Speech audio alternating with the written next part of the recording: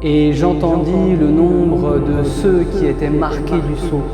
Ils étaient 144 000. 144 000, ça fait beaucoup de monde. En fait, vu qu'on est déjà à 7 milliards en ce moment, donc sur plusieurs millénaires d'histoire humaine, ça fait pas tant que ça en fait.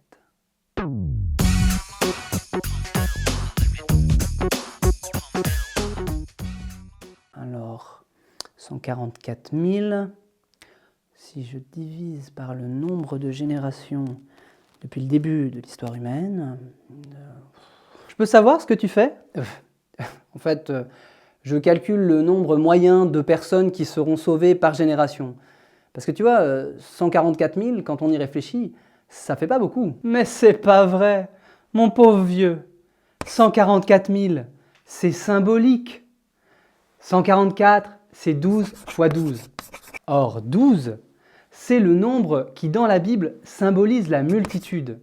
Comme les 12 tribus d'Israël, qui symbolisent cette descendance aussi nombreuse que les étoiles du ciel et que les grains de sable au bord de la mer, que Dieu avait promis à Abraham. Si 12 est déjà la multitude, alors imagine 12 fois 12 et encore fois 1000.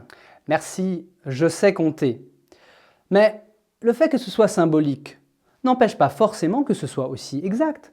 Regarde Jésus, il a choisi 12 apôtres.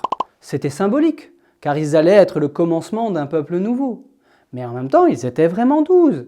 Et lorsque Judas a disparu, ils ont même élu Matthias à la place, pour être de nouveau 12. Oui, mais justement, le cas que tu cites est intéressant, car on sait qu'il n'y avait pas seulement les 12 apôtres, mais aussi une foule de disciples, dont par exemple la mère de Jésus et bien d'autres femmes. Tu as raison.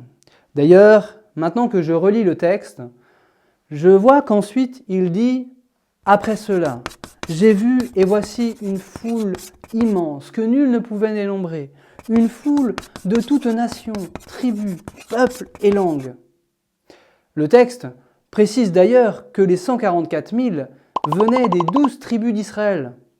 Donc en fait, c'était seulement le nombre de Juifs de l'Ancienne Alliance à être sauvés. Tu tiens absolument à limiter la miséricorde de Dieu. Même pour les seuls descendants d'Abraham, morts avant la venue du Christ, je ne pense pas qu'il faille prendre ce chiffre au pied de la lettre. Au contraire, c'est pour moi un exemple de comment l'Apocalypse nous montre qu'il faut interpréter les images qu'elle donne. Comment ça? Eh bien, si tu regardes attentivement, tu verras que le texte dit que Jean a entendu que les élus seraient 144 000, issus de toutes les tribus d'Israël.